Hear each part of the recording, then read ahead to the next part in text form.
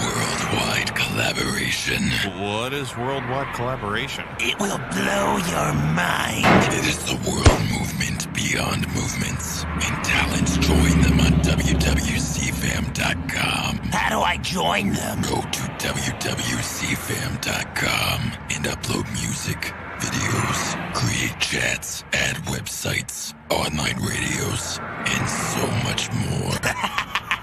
Let's take over the world together. I am down. I hear it's not only a website, but a movement anyone can be a part of. Yes, go join them now and later rule the world together. Worldwide collaboration. This is a worldwide collaboration song.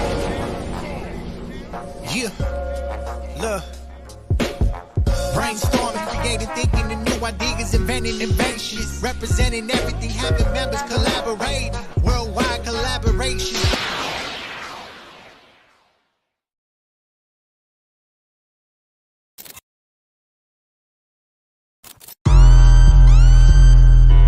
Trillion,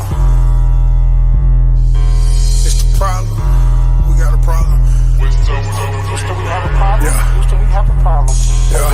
Coming fast, gotta speed up, going fast, gotta re-up, coming fast, gotta re-up, count it fast, gotta ease up, no ways, no sir, I can't ease up, no way, no sir, I can't ease up, coming fast, gotta speed up, going fast, gotta re-up, count it fast, I can't ease up, no way, no sir, I can't ease up, no way, no sir, I can't ease up, coming fast, gotta speed up, coming fast, gotta re-up, count it fast, no won't ease up, coming fast, gotta speed up, coming fast, gotta re-up, count it fast, how your trap bumping, never heard of you, nip tucking all these extra artists, some are gonna be surgical, R.I.P. dead, sir departed, right, Howard on the vertical, pull your pants up, Urkel do, you ain't never shot nobody, never had a Harley, you can't rock a party, is you racked up Hardy? Or is you pressed like Cardi? Down the move or get out the way. 100 grand sandwich, now I just need me a plate, a meal ticket. Breadwinner, Kevin Gates. Bring me out like Rod Wave. Trilly gon' splash, I'ma catch the wave. Now it's raining like the sun shining, this a better day. Step outside, I can meditate. Backwood, coming fast, gotta speed up, going fast. Gotta re-up, coming fast, gotta re-up. Count it fast, gotta ease up. No ways, no sir, I can't ease up. No way, no sir, I can't ease up, coming fast, gotta speed up, going fast, gotta re-up, count it fast, I can't ease up, no way, no sir, I can't ease up, no way, no sir, I can't ease up, coming fast, gotta speed up, coming fast, gotta re-up. Motherfucking problems, man. Man. Before you even try to say me. I gotta re-up, gotta get it, ain't no way around it. Get the trap back jumping again like GI niggas know how I play when them pounds in. And I'm going in for the win. I'm a boss, I ain't into the trends. I got two bitches on me, they twins. I know what they want, they ain't getting no bands. And I got some mud in my cup, ain't sipping no gin for a feature, a couple of grand. Couple of niggas who used to hate on me, I turned all them niggas to fans. And that shit was easy, honestly. I done turned all my dogs to prodigies. They still run down like the chopper speed. Moving solid, no time for apologies. See the life that we live like Monopoly. Better pay if you land on my property. I'm on go, ain't nobody gon' stop for me. I be solo, I know they don't rock with me. That's alright, cause I just want some funds. I grew up around violence and guns. 100 years what I want for I'm done. Just ask about me, bitch, I'm one of them ones. See, I cannot move how I used to. I come from the trap, eating oodles and noodles for show. Tell them let me in the dough, bring me out for a show, and I'm leaving it all on the floor. We moving fast, we ain't moving slow. Got the G5 tucked in the coat. They know we next, let's go. They all wanna be in this boat, but they know that that's all that she wrote. Coming fast, gotta speed up, going fast, gotta re-up. Coming fast, gotta re-up. Count it fast, gotta ease up. No ways, no sir, I can't ease up. No way, no sir, I can't ease up. Coming fast, gotta speed up, going fast, gotta re-up. Count it fast, I can't ease up. No way, no sir, I can't ease up. No way, no sir, I can't ease up. Coming fast, gotta speed up.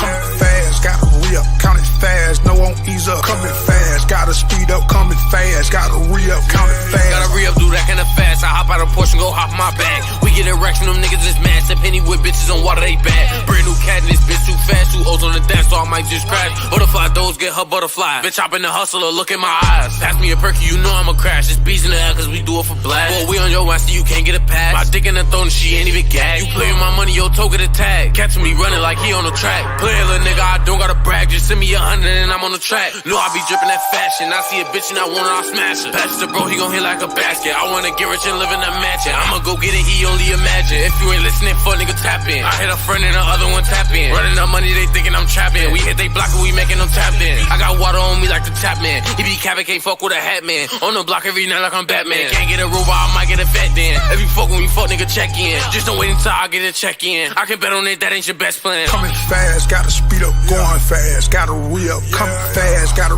re-up, count it fast, gotta ease up. No ways, no sir, I can't ease up. No way, no sir, I can't ease up. Coming fast, gotta speed up, going fast, gotta re-up. Count it fast, I can't ease up. No way, no sir, I can't ease up. No way, no sir, I can't ease up. Coming fast, gotta speed up. Coming fast, gotta re-up. Count it fast, no won't ease up. Coming fast, gotta speed up. Coming fast, gotta re-up. Count it fast.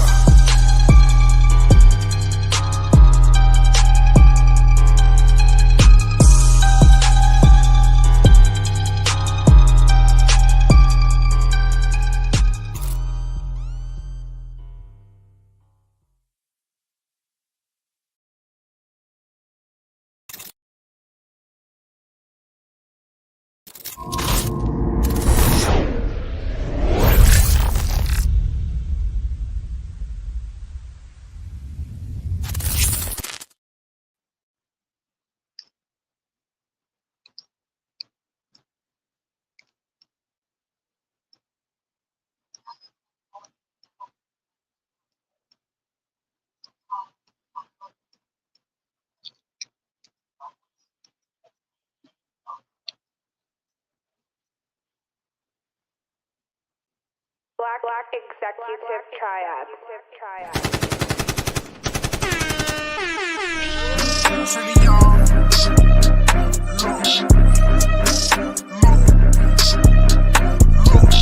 Soon as you stop helping people, they overdue. Look, give me my flowers right now, cause they overdue. Look, I done seen batters, ain't need what I'm supposed to do. Look, if you act bad and them people run over you. Look. Y'all know what's going on, man. So right sounds. Get your motherfucking goddamn camera game together, man. You know, when he behind that motherfucker, man, you know that bitch platinum every time. Straight like that, man. You know what I'm saying? Fuck with the homie, man. Shout out to RS Management. You already know GFM, motherfucking BET. Y'all know Full Circle Music Group, Savage Life, Savage Ties. You know, bunch of savage shit going on. Yeah, real for real.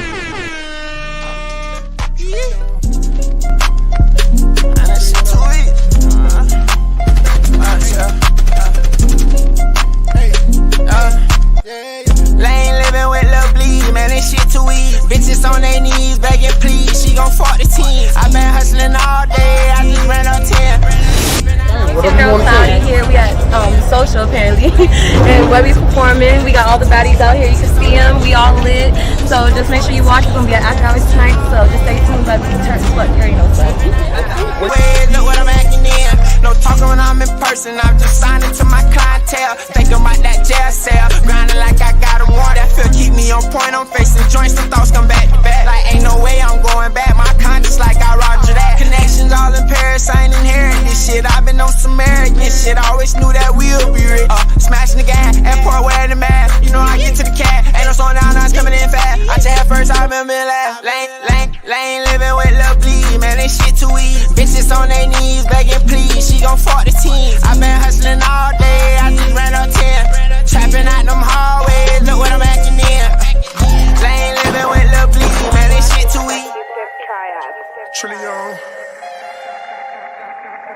What up, bro? They gon' finish now, finish later. Go follow me on all the social media sites, Instagram, official_Chewy, man. New taste dropping, featuring Frank Limit, featuring Pop It Out, man. We coming out with a new album, man. Y'all look out for that, man. It's up. When I was down, they was switching plates. Niggas really fake. Peyton to the Broncos, switching up the plate. Really duck, but they ate up all the bait. Call up Miss Harris, I'm still in plate. Put my stolo in the bricks, I ride a jet from now on. For the fame, I want the riches, we been trapping so long. Lonely boo, but I still keep in touch with Jackie Capone. We get money now, I spend 200 on some cologne.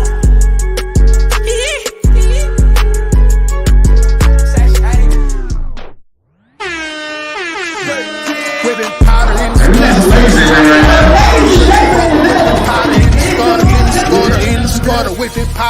scudder, seen the struggle, seen the bubble. Got the master key, power to discover. Visa, MasterCard, swipe or get it faster. Call my wife is like a matador. I seen the price it out. Nice to know to write it out. Expensive as my boss is spending costs. Gotta write it out. Expenses off the profit, off percent. We can call the vault. Couple complications, call it renovation. Seen a lot of bloodshed. Only dedication, God is in me, so amazing. United, you know my dedication. Undisputed sensation. A lot of people never made it. Really elevated, 280. My navigator, water like a navy. I can't record it, so just pay me. Can't record it till you pay me. And this cash out, baby.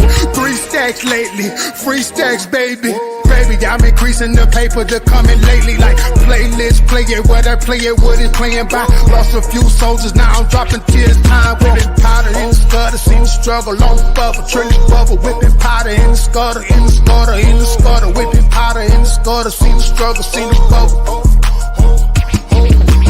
Powder in the scudder, seen the struggle on the bubble, trillion bubble, whipping powder in the scudder, in the scudder, in the scudder, whipping powder in the scudder, seen the struggle, seen the bubble.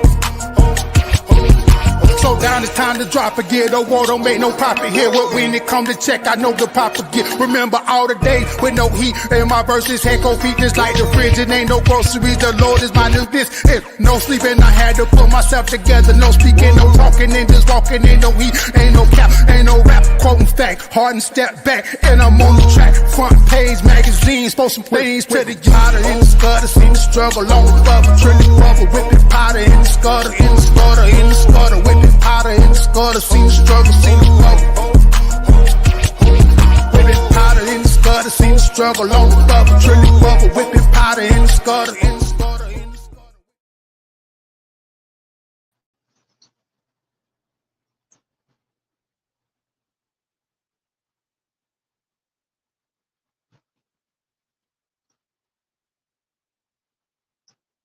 All right. Let's bring Miss Diva up here. See, when this go away, you see me in the background. It's my one business card that I got in the background, so that's what people see when y'all. Hold on, yeah, I'm coming. I'm here. I think I got it going good. What happened to the good old Miss Tiffany? Well, hold up, it's a big block in front of me. How you doing today? How everybody doing today? Hey. Hey. Y'all hear me? You believe the best is yet to come. Yeah, we can hear you. Cause I can see y'all, but it got a big old box up in here in front of my face with a duck on it. With a duck on it? Yep, it's going around in a circle. It's to stream your little duck up here. Hold on now. It's going around in a circle. Wait a minute. That's crazy because I can see you. Hold on. Yeah, and I can see you. I can see everybody. Okay, is it gonna do it that way? You don't see your card up there? What you see? Yep, I see the cord. I like that. There we go. Oh, yeah, I think I just learned something new. Look at God. Look at the Lord. Won't he do it? Look at Jesus. Oh. He said he will. That's why I trust him at all times. You're going to look back and be so amazed. Only turned out it's only his grace. Won't he do it? He said he will. That's why I trust him at all times. Okay, y'all, look. I just gave y'all words for the day. Nah. That was a gospel song. Who was that made by? That was my voice. I did that. That was me. No. Somebody sings that and it's a gospel singer. What's she trying to hear? It's a gospel singer that sings that. What Zai just sung. Can you tell us who sung it? I didn't hear her singing. That's what I missed because I was trying to get the duck from out my page. Oh. I just learned how to I just learned something new. Because I was thinking, like, I know I ain't do it.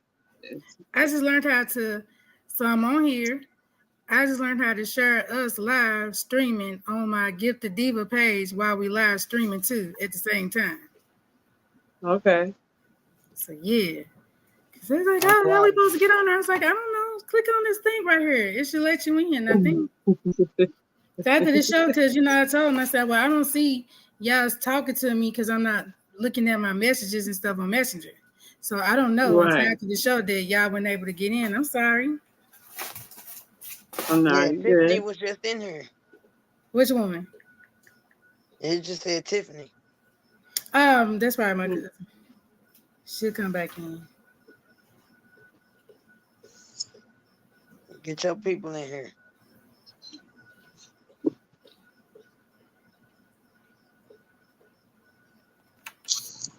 She said, yeah.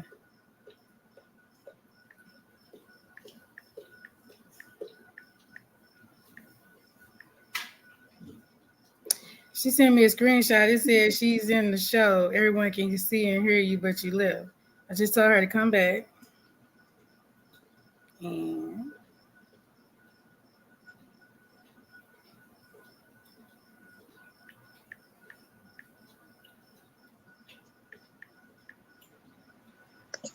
somebody said that's the link to be on live with y'all. Yeah, you can stay in the audience. Yeah, get your people in here. Then this person said, why is it asking me to turn on my camera? You don't have to turn your camera on.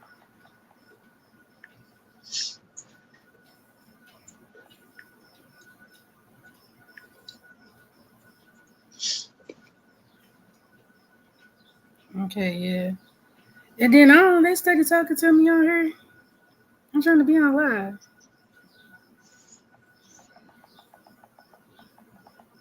Okay, well, we got people coming, so whenever they get in here, they'll be here. Okay, then. Yes, Lord. The gifted diva. It's You in got the floor. building.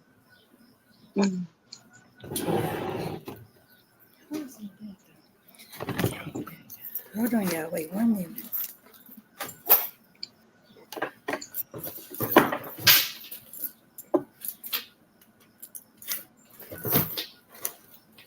I'm sorry.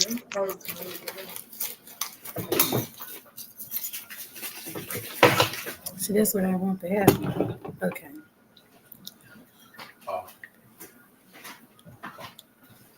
That was fast.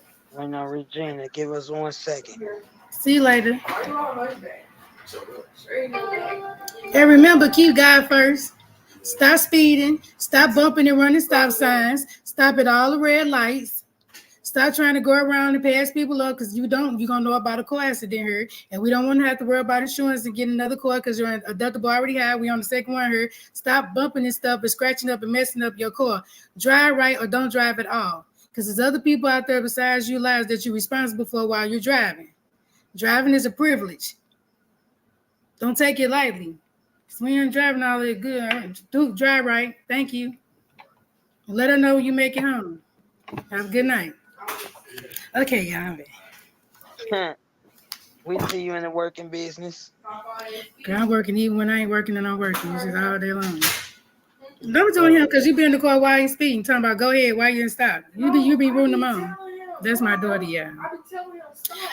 Okay, well I'm finna get started, so you cool. It's so good to be here, y'all. Hey everybody. Hey. So Regina, you gonna kick it off? Sure. I am Regina, and I am a host with the Diva, the Gifted Diva, and King Sai. And I am a radio personality. I'm a podcaster. I do develop with artists and much more. This is your boy King Zai. I am a podcaster as well. I'm a content creator. I'm an actor for Tubi and YouTube. I partner with a brand called Genuine Vibes Only. If you're not genuine, stay from around me. I'm an A&R for quality music management. And yeah, I'm happy to be here today with y'all. Let's hit it, Diva. And it's your Gifted Diva. You can find me on Facebook under my personal page under Dawn Cole for your private readings. Or you can hit me under my group under the Gifted Diva. I'm your spiritual advisor, counselor, reconfirmations, whatever you need, mediums, whatever God needs to be allowed in your life. Call me. That's what I'm here for. I am here to help. I'm very glad to be on this panel. I'm glad to be invited to have a platform to get my voice out and to try to help people, to be an encouragement, uplifting, empowerment, positivity, and love, guidance to help you to be elevated to the next level or platform in your life where God is trying to bless you. To give you reassurance when you're just a little doubtful or you just need that little just to make it up a little bit. Or if you have a loved one that may have passed on, that may have just a little message for you, something that they need for you to know or something that you need to know to help you to move on, to get a little closure on certain things, aspects. That's what I'm here for. You call your diva at any time. So we were talking earlier about our show topic. And I thought it would be nice if we talked about love and the effects of love in our relationships. How do love affect relationships? Not only your significant other type relationships, but relationships with your family, your co-workers, your friends, people in general, yourself, spiritual. Love, it affects all our relationships. So that's where we're going to start off tonight, ladies. Hey, Shay, how are you? Thank you for joining in with us. For you to introduce yourself. You can come off mute. I'm on mute? No, I was talking to Shay.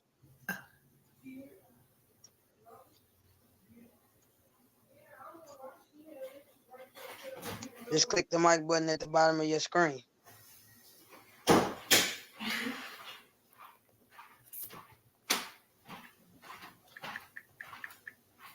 Okay, if you're not ready, we're going to come back to you. Thanks, Kay, for joining in. We'd like for you to unmute yourself.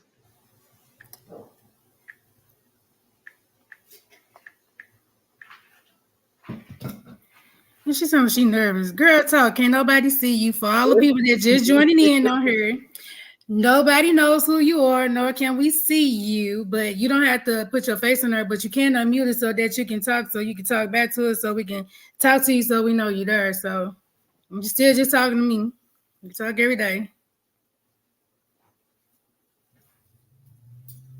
Promise you I won't bite. And she might if you got candy. Candy is crazy. Yeah, I like that candy, especially the one with the little kid pictures on the front. Them little chews. We know you ready. Hey, how you doing, Tiffany? Hello. Hey, Tiff. Thanks for joining in with us today. I'd like for you to introduce yourself. You said introduce myself? Yes, ma'am. I'm Tiffany Clark. I'm a teacher, and I have two I'll be down in a little kids. bit.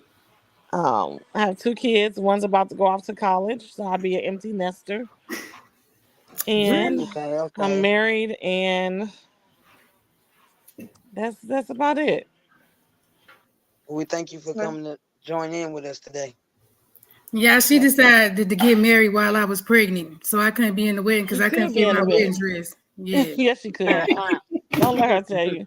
And that was almost 20 years ago. She's still talking about it. I was gonna look good in that dress. I didn't even get a chance. I did not know I was gonna be on video. I'm sitting here laying down. It's okay. You talk better when you're comfortable.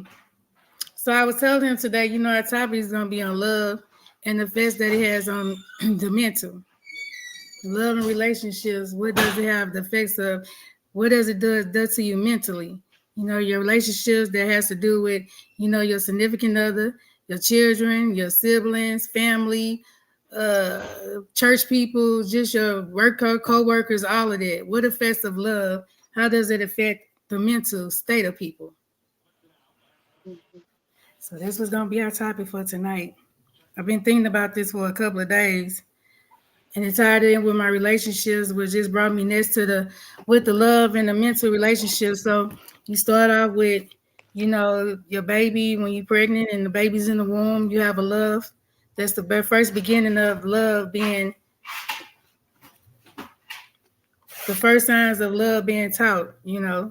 It's given is when the mother is pregnant with the baby in the womb and you start to feel your baby start to move and develop and grow. You develop a love for that embryo until it turns into a baby. Well, you know what it is that you're having. And then from the moment you carry the baby until you have it and you hold it in your arm, that matures the love even more. So your mental state is then hopefully you're happy, feeling blessed. That's the relationship established. You got your relationships with your significant others or whoever you're with. Depending on the stature of the relationship, what type of love do you all have for each other? Depending on the type of love you have for each other, that's what affects your mental. Your mental, because if your relationship is not right, things not going right, how can you be okay mentally? If you're not okay mentally, then that starts to mess with your different things that you have going on, work patterns, sleep patterns, your health, your body health, your mental, you're stressed out, you're not feeling well. Then you got your love of the family. What type of love was this family brought in? What type of love are you exhibiting to each other? What type of love is being shown? Because if family love is not shown correctly and the family doesn't have correct love, then how do you love other people? Mental, how's your mental state with the love of your family not being right? There's going to be an affection to you as well. You're not mentally established, you can't think straight. Your family is all the time thinking they're against you. You're not getting along with each other. Petty arguments, disagreement, separation, mute relationships. Meaning that's my cousin, we see each other, but we ain't gonna speak. That's not love. But it affects you mentally, because when you see that person, it automatically makes you act a certain way. That's mental. Your coworkers on the job. What type of love do you have for your coworkers? You ain't got to be in love with them and love them like that's my people, but just the respect and love that you have for your coworkers. If you don't have it, you got a whole ship of people that you can't get along with. There's no love, period, in the establishment. Well, how does that affect you mentally? You can't concentrate right. Your work performance is not good. You don't want to go to work. You get sick when you got to go to work because you already know the atmosphere and the feeling is there. There's no love or nothing there, so you don't want to be there. That's another effect of mental. And if that affects your mental, then guess what? Now your money ain't right because you ain't went to work, you missed stuff. Hours get short, you probably lost your job. Depression gets to setting in, kicking in, and all this. Love and mental. How do you love your community? How do you love your neighbors that you don't even know?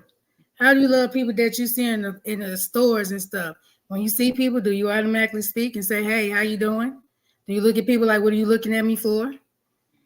Do you automatically just have, you see someone that's going through something, do you talk to that person? Do you offer advice? That is love being shown to people that's within inside yourself that you're establishing and showing to the public, other people that you love. If you don't have that, how does that affect you mentally? Well, when you walk out and you ain't got the right type of love, you ain't finna speak to nobody. You really don't want people speaking to you. You don't want to talk to people. You want them to hurry up, move out your way. You got a bad attitude. The look is all over your face. You got a chip on your shoulder. That's not the correct love. So then how does that affect you mentally that way? Well, it depends on how far it goes. You might go to jail. You might fight people. Your depression, stressed out, anxiety, illness, attitude, misunderstand, confusion. These are all signs of incorrect love. Incorrect love will make you sick. It will stress you out, make your blood pressure high. Have you looking out old and dry and stuff. You don't be looking old and dry. What you think, Regina?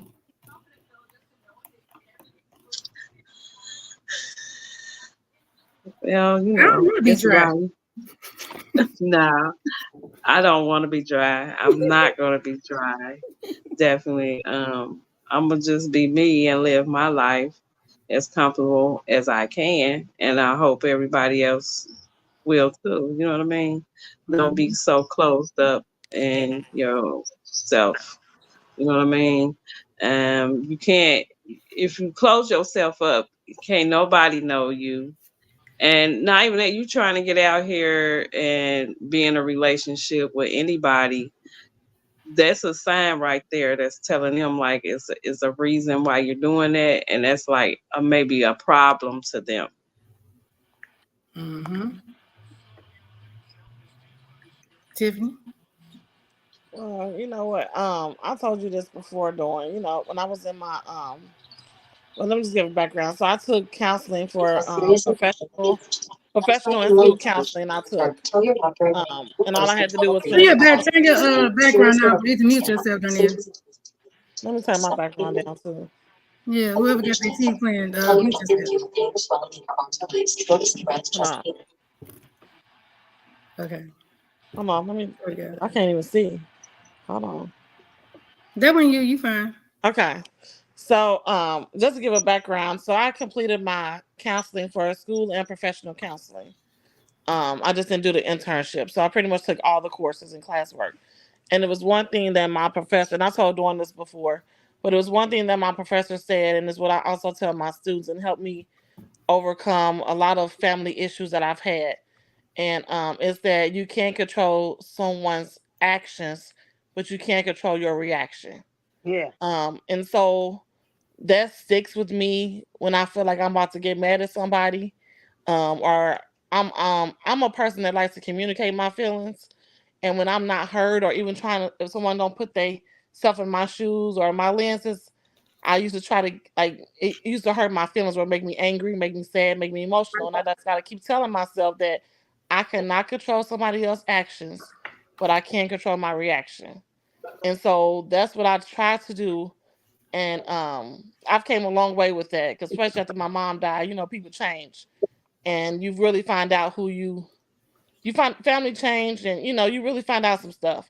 And I just used to be so down and not sleeping because somebody did this, but I keep telling myself that one thing that I learned from my professor: I cannot control how somebody acts, but I control how I react. If I get mad, is it going to help the situation? It's not. So I just, I can deal with people that I have to deal with. And even in my own relationship, my marriage, I have to remind myself I can't react to certain things. For what? We don't have a perfect marriage. We have disagreements, or we have to work through it. But I don't react in a way that's not going to make me feel good in a relationship. If that makes sense. So would it say that is you like that because the type of love that you have inside of you that you display, are you giving it out the same love that's given into you? You putting it out there into your job and your relationship? And I try to do that, and it hurts when you don't get that in return. Like, when somebody don't give you that love back, then it kind of start making you want to change your mood. And that's when I go back to that same saying. You can't change somebody's actions. So it does hurt when you put out the love and you communicate, and you always the ear for somebody else, and you always this and that. And like, just like recently, I'm having a hard time. My daughter going all the way to school, and I'm like, who can I call? And I have to literally go down the list and say, Diva. okay. And I literally have to go down the list and be like, what relationship can I actually call where they're not gonna judge me, or so you have to. I have to pick and choose. Diva. I know we talk all the time, but I have to pick and choose what relationship I want for each situation. If that makes sense. Mm-hmm. Yeah, because if you feel like they're gonna look at you a certain type of way, then that ain't the crowd you need to be around. Yeah, it's certain situations that you can talk to certain people about. Like there's all kind of different relationships, different. It's so different among different people, different groups. Everyone has a different type of relationship when they interact with others. Yeah. Oh. Man, my circle became so small. It's crazy. I don't care if I got to talk to them one, two, three people for the same thing, or just that one person for the same thing. Yep, and that's okay. I learned to say that's okay. Yeah, I start saying, I be saying it when it ain't okay, but it's okay. It ain't okay, but you just kind of make it okay. So I was just thinking about, hey, Darnell, I see you here. Shay, hello. Kay, hello. Yeah, I don't have to put your pictures on, but you can unmute yourself. Hey, D, how are you? I'm good. I want you to introduce yourself, please. What's your vision on? Mute your TV in your background because your TV is loud. All right.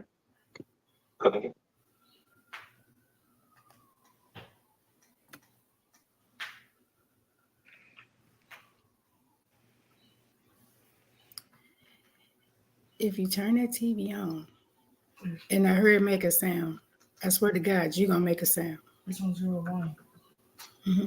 Thank you.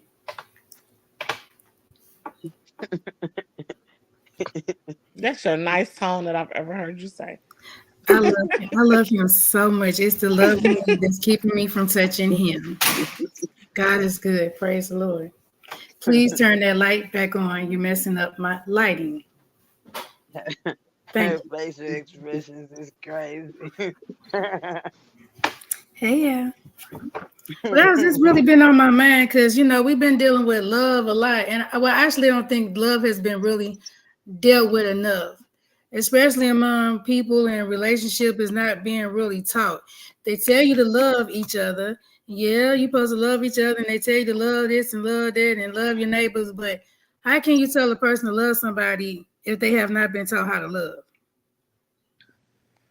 Everybody has a different. That's why I tell people getting in relationships. When you tell people you love, you have to be sure about that. So to be sure that you all are loving each other the same, you probably want to ask, what is your definition of love? Because if you know it or not, everybody doesn't have the same definition of love. Everybody Ain't no doesn't right or view wrong love the answer. same. Ain't no right or wrong answer.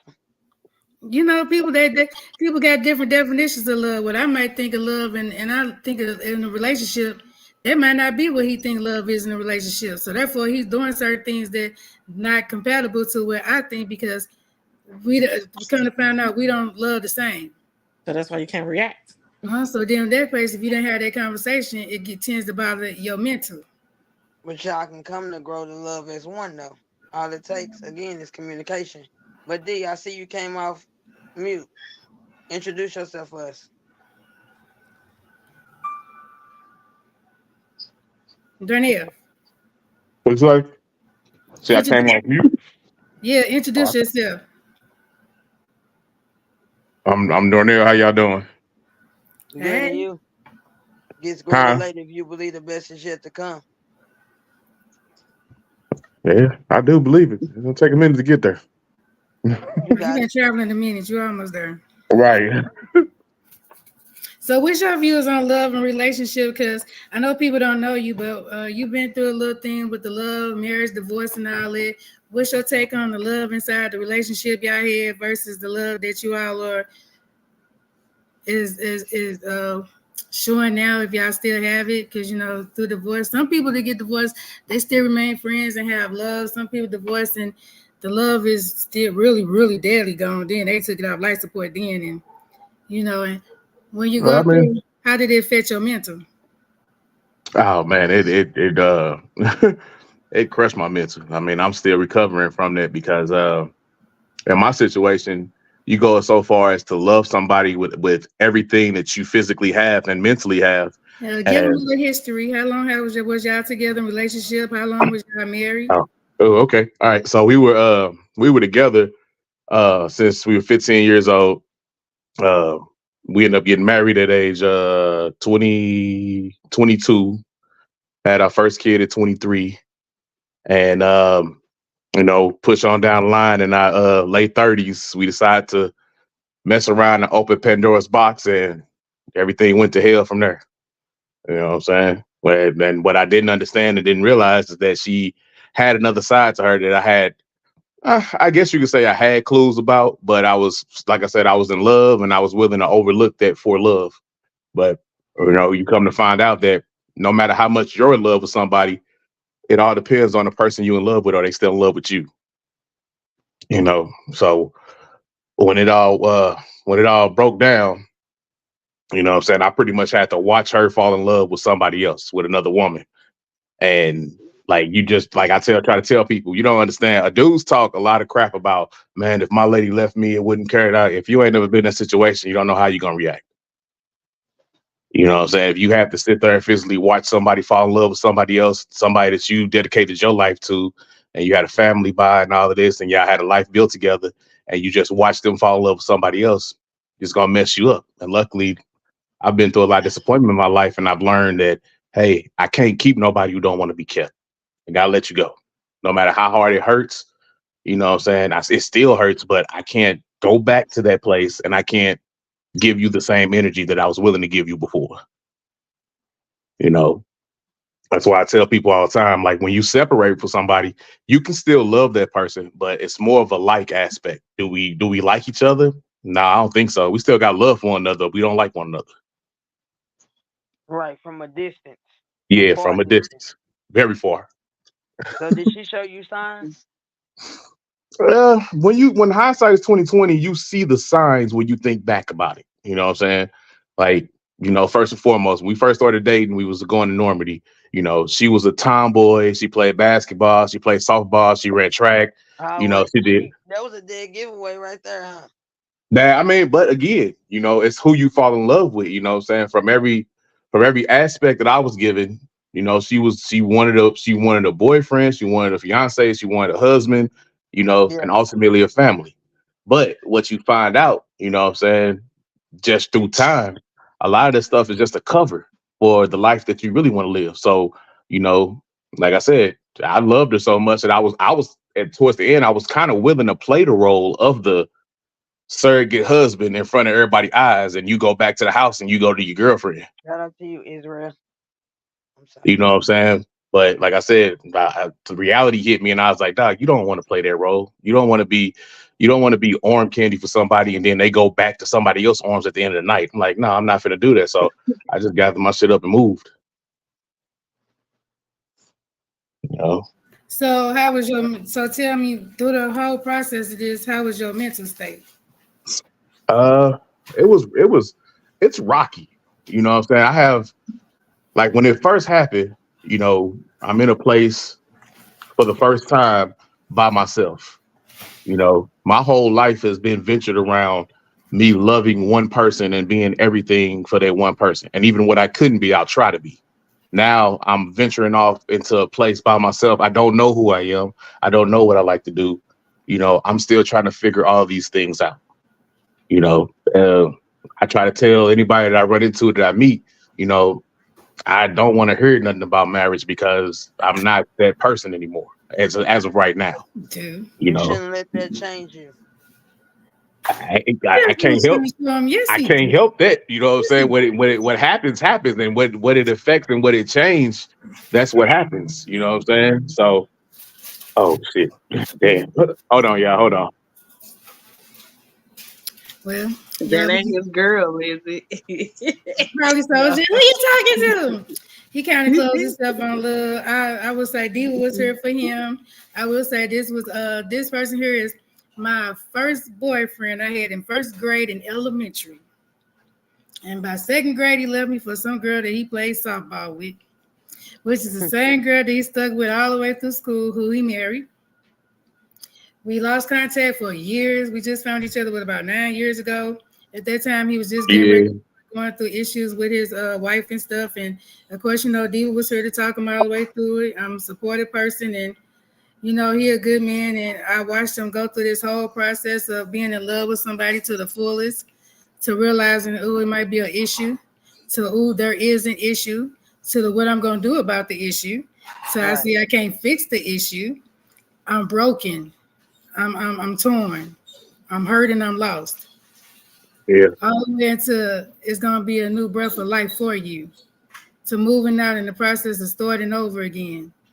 Now the slate is clean and you just got a chance to start over, and love will come back again. It'll be there soon. You gotta worry about that. But it's the mental state that I be telling people, people will be in love and they start to love different. So you ask yourself, how are you loving me? Did you all have the same love ideal of what love is? Because I know some people, they have different thoughts in being in a relationship and being in love. Some people think we love each other, we're in a relationship, so we should do A, C, B, and D and all that, and I still love you, where the other partner may not feel like those actions are love.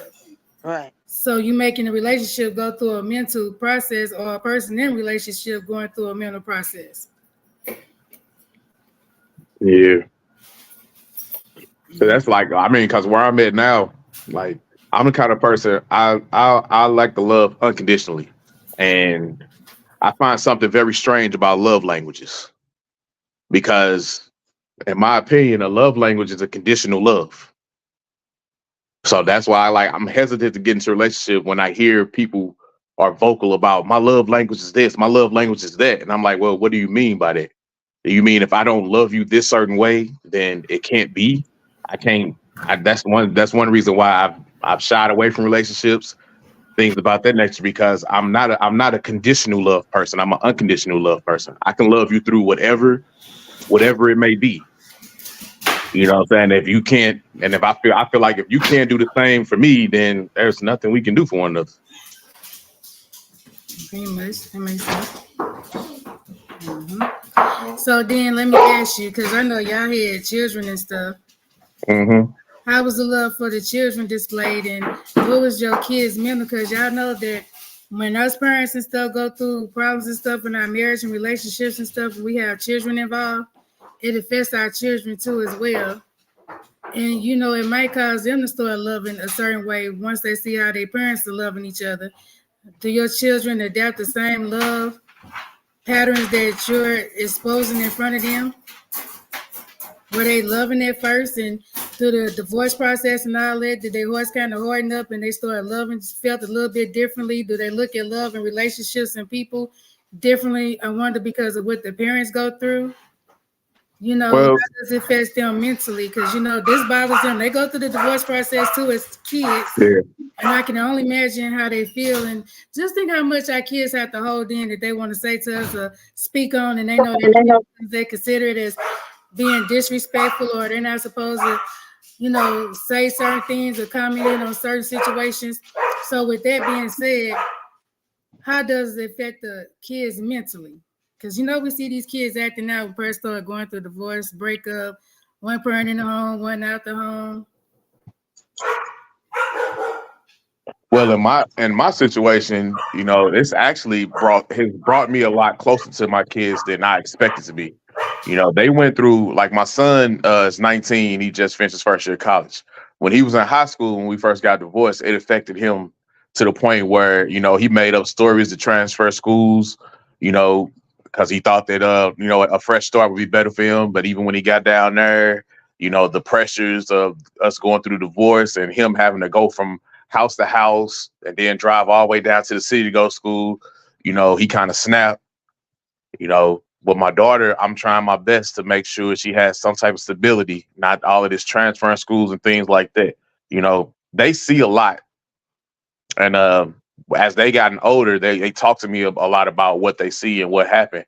They're okay now, but it was a point in time where I was kind of wondering what was going on and how we was going to fix all that. But it seemed like they're doing a lot better now.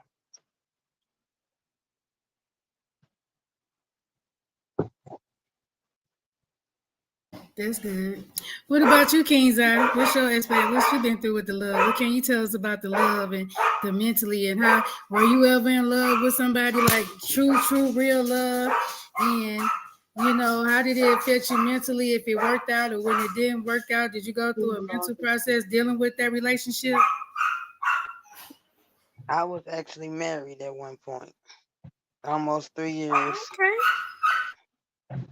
Look, you say interesting, huh? Let me get my tea. No, it started off as a sweet romantic fairy tale, but it ended with us just going our separate ways, figuring out that this thing wasn't gonna work because we wanted to play tit for tat instead of being grown, sitting down talking about the situation. So let me ask you this. When y'all got together, did y'all have the same thoughts and expectations and same feelings about love? Did y'all come in with the same definition of what love is and what loving each other are to each other? Or did y'all come in with just basically saying, I know what love is, and I think she loved me, and I know I love her, that type of stuff? And Yeah, we talked about it even when the situation went down. We talked about it, but we didn't talk about it, if that makes sense. And it came to a conclusion that, yeah, this ain't gonna work. Well, for me, it wasn't gonna work. So we revisited that that situation like what about a year or two ago, about 2 years ago, and yeah. And volume went down. Can't hear you no more. Look, Regina trying to hear too. Right. Like, We what's can't hear going you. on? You kind of went down. We lost you. Can you hear me now? Yes. What didn't you hear? We love each other. And then you went out. That's where it stopped yeah. We revisited that about 2 years ago. And I was like, you know what? Maybe I do want to give it another try. I wasn't talking to nobody at the time or none of that. But then with her and her situation going on, she kept running back. So yeah, that was a no-go. And how did that When I affect say you I was mentally? all gun-ho for it, I ain't even gonna lie to you. I was all gun-ho for it. Mm-hmm. And you feel like I knew what the issue and problem was the first time, and now we come back and try this again. I know how to correct the things that was wrong the first time, but by the time you come back, I'm gonna say that her love was different. She switched up love. It's not the same, so she didn't come back with the same intentions. So then that leaves you, you feeling mentally, emotionally. So love, it affects the mental. You know what? It did play a part on my mental because I'm like, okay, you telling me all these things. You want me to fix the situation. Then when I try to give you the solution to the problem, you still run back to the same thing that's keeping you down. Mm-hmm. So I figure like you didn't want my help to begin with if you was gonna do that. Yeah. So to say her instance, her love and her mental, it went co-inspired for the relationship. So she ventured off into something else because she didn't have the correct love. The love was different, So her mental was different, which made you mess with your mental. So like I said, love in your relationships, it really affects our mental capacity, especially I know men are affected in certain ways, but I think us women, we be affected a little bit more. So we so emotional, and we be wanting that deep connection and we be wanting that real true love and we want to feel it. So our thoughts of love be and coming in pure with intentions. But if you meet somebody and they don't have the same love aspects and definitions of love, they can't love you in the same way that you're asking to be loved because they don't know how. Correct. So again, that gets to play with your mental unless you just incur in the beginning. But I think everything we go through that deals with love, because love is a heavy subject. It has to barely be the shortest word that has the heaviest meaning. Love is the one thing that will hurt you and almost take you to death. I mean, yeah, if you But ain't we got that always support, that still respect, that want it. understanding, that trust, that communication, that happiness for one another, like it ain't gonna work. Nope. And definitely, I feel like we have to make ourselves happy. We can't look for other people to make us happy. If we do that, we would never be happy. I agree. Neither other partner, because I feel like we're not gonna meet them standards that they really want, and we can't give them all of it. So find the happiness of each other and just keep on doing that until you can figure out something else to make each other happy at the same time. Mm-hmm. Yes, Lord. This was on my mind. I was like, I got so many calls today about relationships and love. And if it ain't that, it's the mental. And it kept stemming back to the love part. He don't love me and we going through this and we going through that. And then you all upset and entanglement and going at the next phone call is, such and such didn't love this or that, and that you all said. So I just started thinking about how much love affects our relationships and how relationships affects love. And I came to the conclusion that if you don't have pure love, pure intentions, the love of God in you first, and especially if a person cannot love themselves, they most definitely cannot love nobody else. Everybody walking around don't love themselves. I know we all got things about ourselves that we don't like, things about us that we keep hidden, even to ourselves that we don't like to talk about, things that we can change and work on, but they cause you to feel a certain way about yourself. They cause you to feel these emotions and walls up towards yourself, and that affects your love, the way you love people, the love that you're showing, that you're putting out to people, because it's all over you. Tell people all the time, your actions speak louder than your actions are louder than the words that will come out your mouth. If you got love in you, it's automatic for you. If you don't have the right kind of love in you, you're going to display dysfunctional love, sacrificial love, fake love, unreal love, idealistic love, sacrificial love, hurt love. Those are I not like real. that That's not real idealistic love. love. Hmm. I said I like that word, idealistic love. Yeah, that's the ideal of what you think in your head that love should be, and the ideal in your head how you feel like you should be loved, the ideal in your head how you perceive how love looks or should look, the ideal of how you feel you should love someone so it can look correct to the public. If you understand what I'm saying. Right. You don't love, but it's the ideal of it. So you become idealistic. Everything about that is idealistic. It's fake, it's fake, it's fake, it's fake, it's fake. It's fake to the public. It's not real.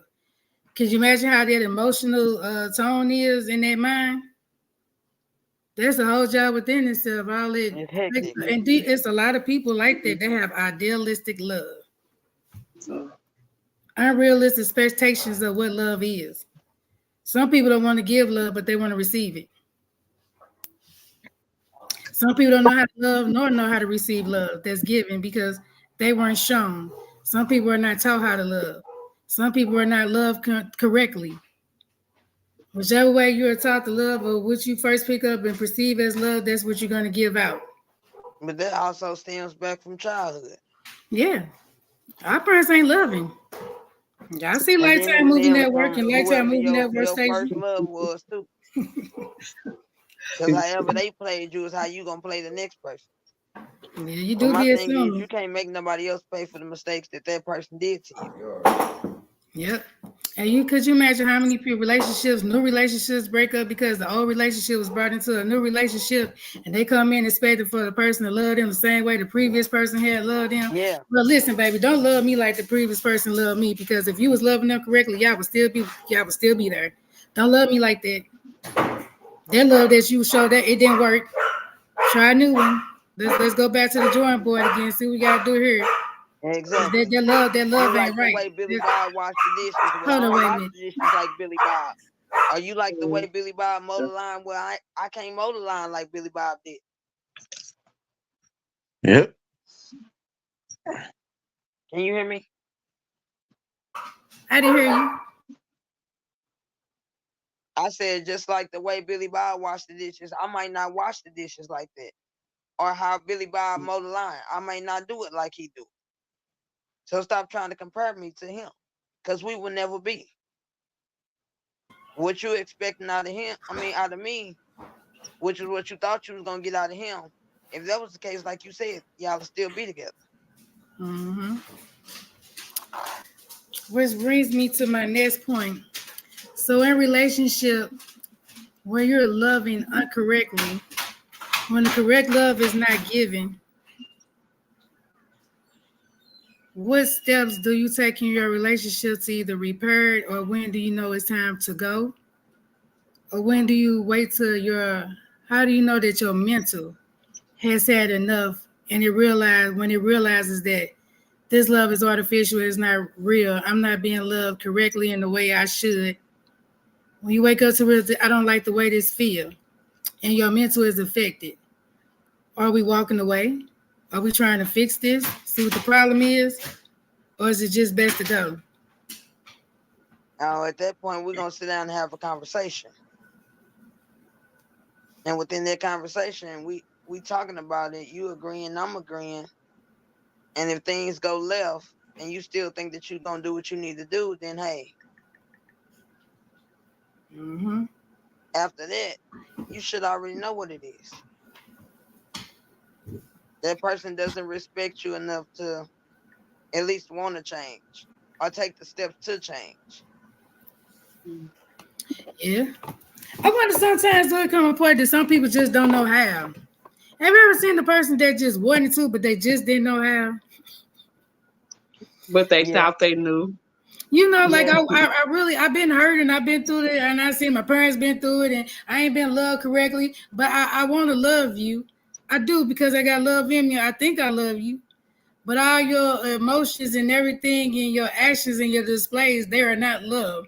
But the person that's doing these things, they don't understand that this is not love and it's because they weren't taught. What if you run into someone who you're loving them and God forbid their father was a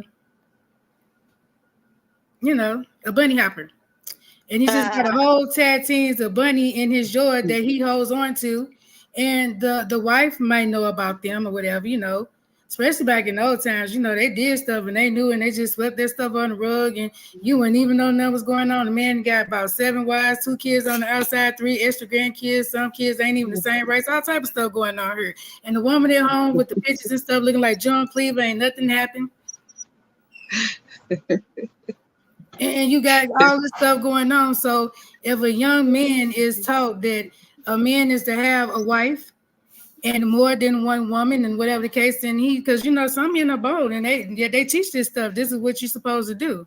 So with a mind frame set like that, and the young man think, well, when I give my first girlfriend whatever, and he displays this stuff, is that an act of love to him because this is what he taught? In some cultures, yeah. You can't have more than one wife. This ain't Africa though. I mean, over here. They call it poly over here. They call it poly over here. It's definitely here, and it's contagious. That's what they changed the word to cheating. They said they took cheating out the dictionary. Webster said that word has been canceled. Yes. I mean, to poly. if you look at it, it's not cheating. If I told you what it was that I wanted and you allowed it, that's not cheating. How you know that person allowed it? Did you ask, could you go do it before you did it? And just because you told somebody that's what you wanted to do, was it really okay with them? Did they say, okay, well, go ahead, I'm still going to love you. This ain't going to affect my mental. Go ahead. Or did you decide that this is what I want to do? And I hear when it did this, and I think I'm going to fill you in on it. Nah, we asking. We need clarification. And you gotta give me a go. I'm gonna need you to sign this piece of paper right here saying that you told me I could go do this right here, and you said well, nothing gonna be different because if I do this and you change, we going to court, buddy. Yeah. Yeah. Most people do it in a whole relationship. Things going fine. Also, you stepped out on something. You thought, who agreed to that? I didn't agree to that. Oh, what you did? What you did? No, I was drunk that night. I didn't say that. No. Yeah. She was drunk that night. Yeah, she was drunk that night. She didn't know. Nah, no, she made a mistake. Woke up in the morning. It's all time. Whoa, what's going on here? We had a whole conversation about it, face to face. That's not what I said. So you was face to the bottle. That wasn't me talking, baby. I was confused that night. Nah, wasn't nothing in the bottle because you weren't drinking nothing. We had a whole conversation. I told you, hey, this is what I want to do. Is this what you want to do? We okay with it? Okay, let's go. Or did she agree because she didn't want to lose you? Because sometimes we will agree to keep you because we feel like we want to make you happy. And if this will make you happy, and this is what I gotta do, or make somebody jealous. Relationship or that too, then that's what I do. But I didn't mean that in the inside, for real. So guess what's gonna happen afterwards? No. Sleep. No. She came back to reality. We gonna need some more clarification. Don't do this for me. Then again, we're bringing that in. So, okay, that's fine if she agrees to it. But what if the performance is going down and you performing just a little bit too well than you do normally? Okay, that means, hey, I'm going extra hard. Okay, what they say, somebody always gonna get it better, and it ain't gonna be the wife. I can tell you that. It just ain't gonna be. She finna be watching some stuff. That love and mental, boy. That's gonna go in the end that night. That's gonna be like a 20 minute thing, there, boy. Did you just put on the chandeliers? Did you just swing her? You ain't never pick me up. Oh, where you learn how to do that at? Oh no, we gotta talk. See, now her mental then went skyrocketed through the roof. Mm-hmm. Blood just then went down the window. Well, sometimes it happens. Yeah, some people just. I agreed, but I didn't agree to that. You didn't tell me to go in there and act like Incredible Hulk. What the hell going on here, sir? So what are you doing? Shit, you was tired. Some people you tired today, so you've been going about 20 strong. Yeah, and in some cases, people just fall out of love, though. With each other, definitely. If, especially if you have not been doing the same thing you did in the beginning of the relationship, and you end up switching up, and it's just like, okay, this is not what I thought was gonna happen, but it did. So everybody has their idea of how to get out of a relationship. Mm-hmm. So with that being said, when people fall out of love, well, I wonder what usually brings that on. Like, what make you fall out of love for somebody? If you love something or someone, how do you stop? Because you can't fall out of love with your kids. You love them. No. You don't fall in love out of love with stuff that that you truly, honestly love. So should I say that maybe you didn't have the correct love in the beginning? Could be. You know, go on. Hello, can you hear me? Yep, we can hear you too.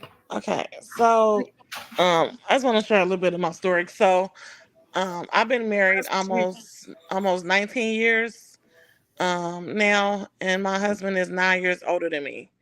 And so when I met him, and so we got engaged 4 months after dating. Okay, I never in a million years thought that I would do that. But I was a teen mom from a previous. I've been through some stuff. I was a teen mom, and then when I went to college, I met someone, and I dated them for almost 5 years that I was totally in love with. And like I knew that like if he would have got married, I would have married him. If I would have had a baby, I'd have read like I would have had a baby by him. Like I was truly, truly in love from the age of 18 to like almost in my 20s, mid-20s. And so we ended up breaking up when he went to a different we started off in community college together, and then he went to another school and I went to school here. And so it was a long distance relationship, and I knew that it was not going to last because we had issues when we were here. But then I had a friend, and it turned into something else just to try to get my mind off of the relationship. And he cheated and did so much other stuff. And then here comes my husband, who saw me with a friend and asked about me. And I'm thinking that she was talking to. I said, "You met somebody and you didn't tell me?"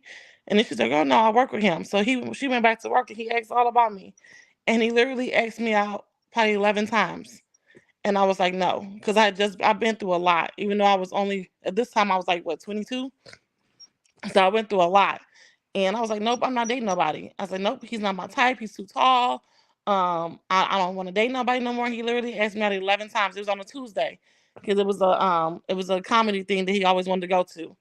And I was like, no. And then one day I was in college and in school, and I was bored.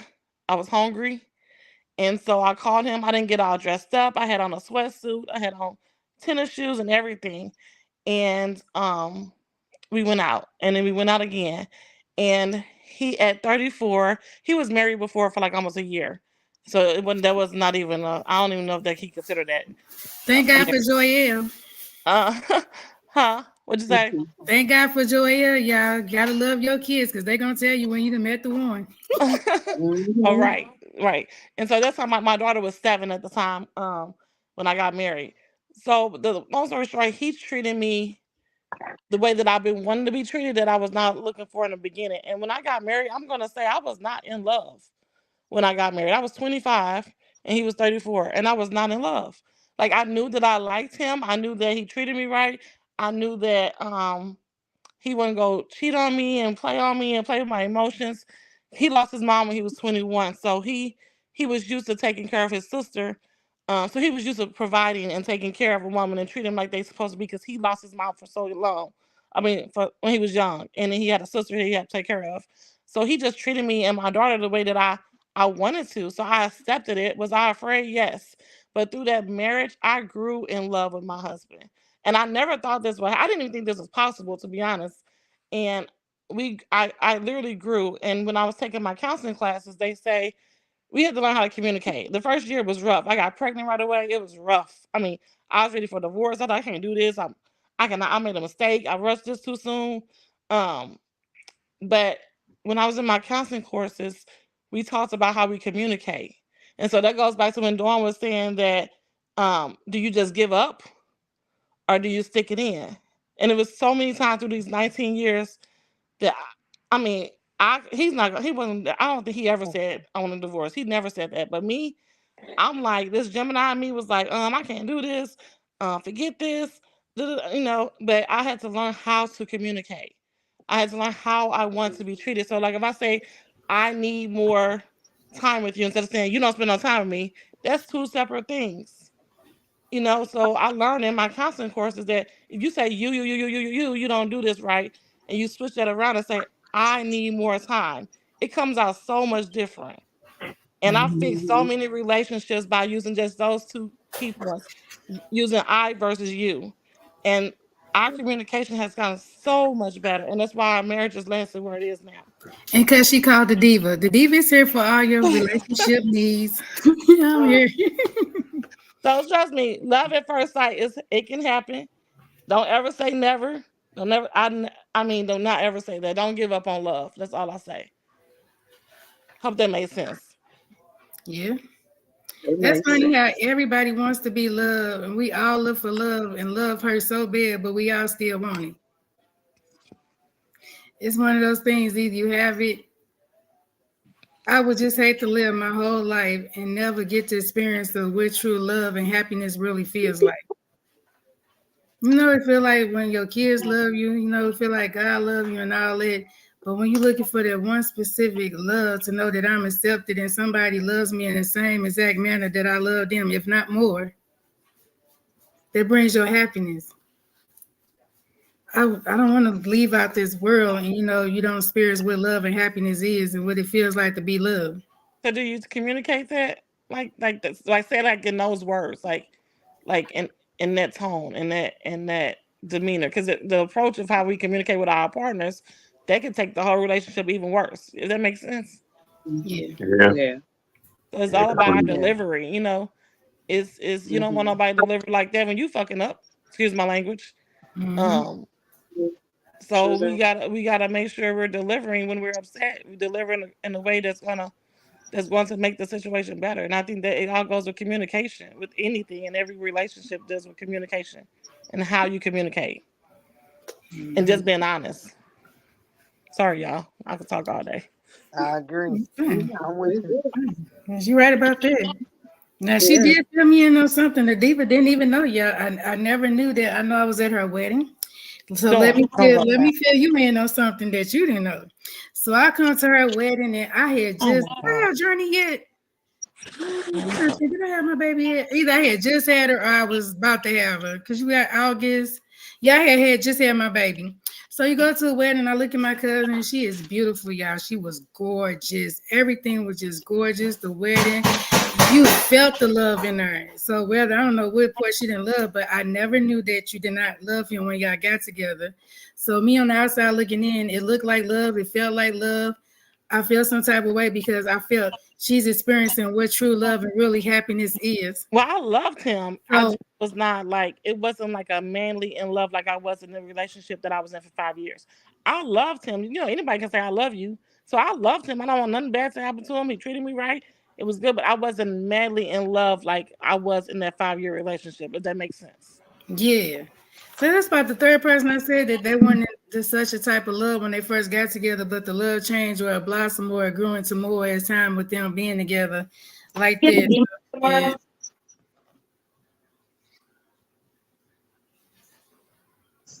Stop scratching. You hear me?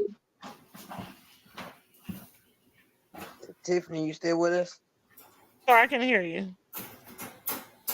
it sounded like somebody was talking, but I don't know who that was. Hello? Yeah, I hear you. Are you still with us? Yes. D, was that your background? No, that's not my background. No, I thought it was these. Oh, okay. No. They just love you here just flowing in the background. Oh yeah. He I'm with nobody at my house right now. Yeah, but that's something that was on my mind today, and I just wanted to touch on a little bit because I don't think even with the Black community, we don't talk about love enough. And I feel like that's one thing that our community is so missing right now, especially with all the killings that we got going on. It's so chaotic. The divorce rate. We got the one home families and the struggling mothers, or maybe it might be a struggling father. We got the kids and all of this, and it's just like we missing the one thing that we used to have and that we held so dearly to our heart. And we expressed our Black love every day through everything we do because that was instilled and that was brought into us.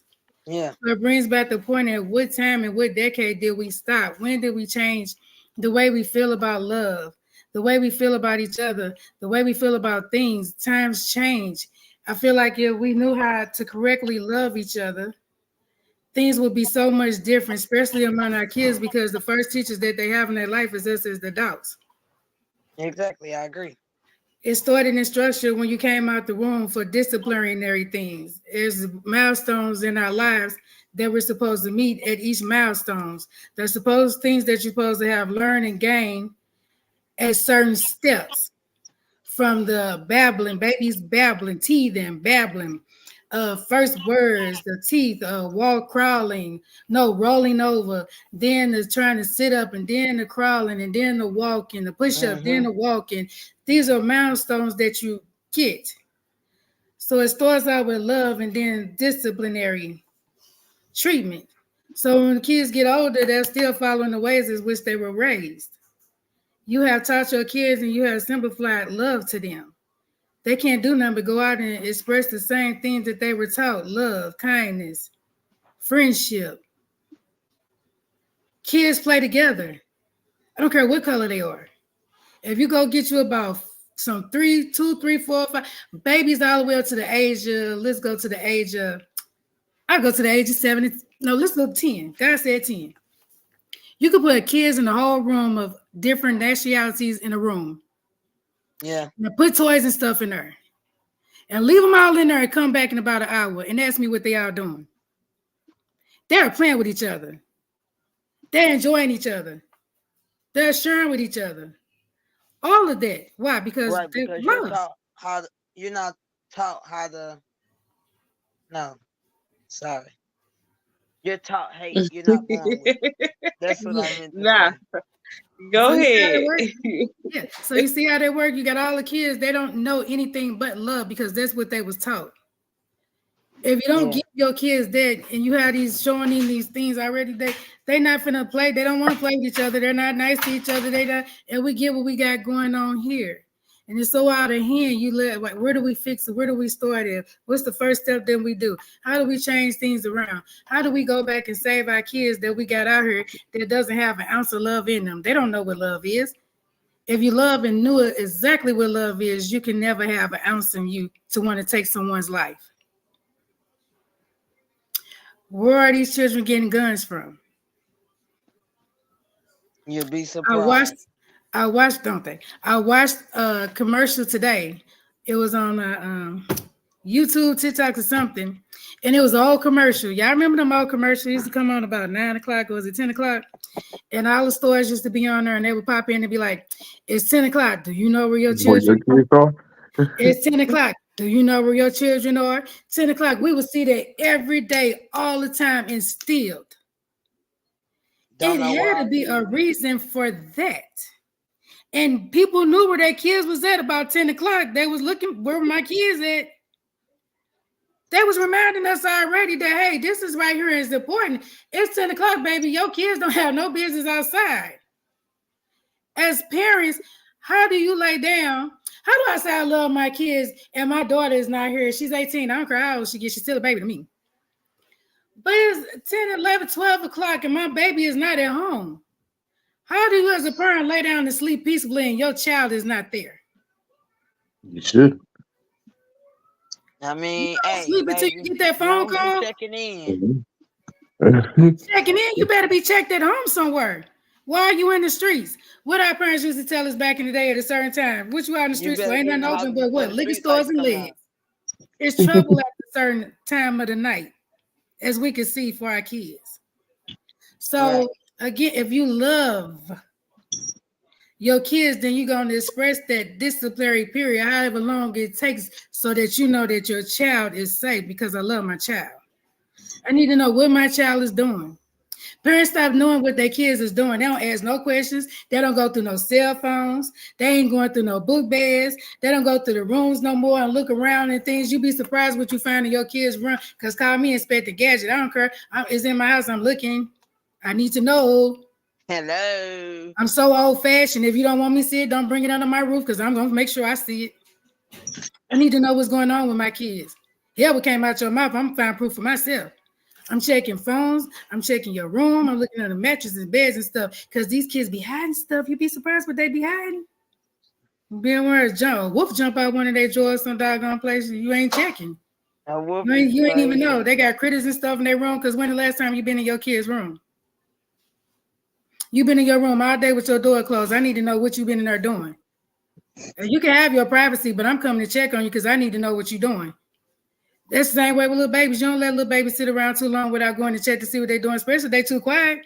They're doing something. Parents stop checking on their kids. They start giving them too much privilege and too much privacy. They start treating kids like they're grown before it's time for them to be even play or even to know what being grown is. They were supposed to be taught on how to be grown. Being grown just don't come with age in which you can get out there and do with your body and different stuff. That's not being grown. Being grown is instilling love, the love of God in your child, disciplining your kids, structuring your kids. Kids love structure. I guess the adults forgot about that. That's why the kids so buck-ass wild. There's no structure. You structure what you love. You discipline what you love. You teach what you love. You give what you didn't have to what you love. You make better than what you had or how you were taught when you love something and you wanted to come out better and have a better outcome than what you did.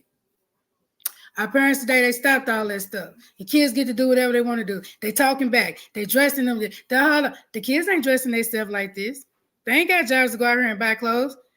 Hey, I don't know what's wrong with the lady with the little baby with the tattoos and stuff running around. Though, Diva. Do you know the attitudes you're instilling into this child already? And he can't even use the bathroom right by himself yet. You'll be surprised though.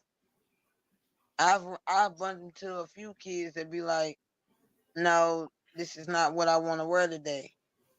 They 2 and 3, making up their own mind.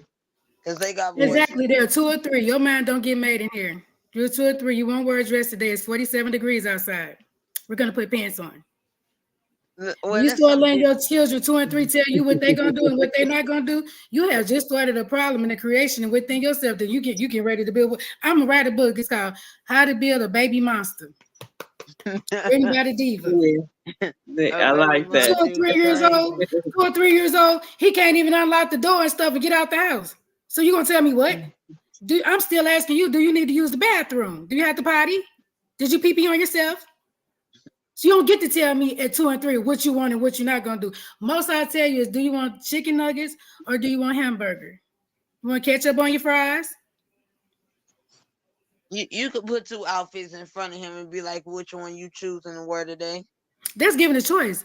But you ain't finna tell me, no, I don't want to wear that. No, we're not gonna do that.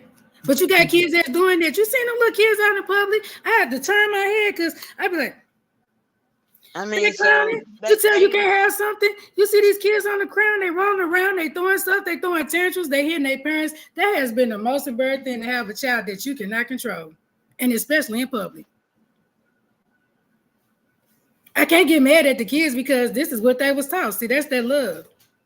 Did you overlove your child when you feel like you didn't need to discipline your child? Well, see what that love did, because see, that's idealistic love there. Your ideal of the way you thought you should love your child because it was more precious than anything, because it might have been your first one. However, it's pretty, got good hair, brown eyes, it came out golden skin, tell it, I don't know. But you feel like this don't need to be touched, tapped, told, no, and none of that. And don't you tell my baby no. Don't you tell him to sit down and none of that. And the little Julius can do whatever he want to do. Now look at Julius.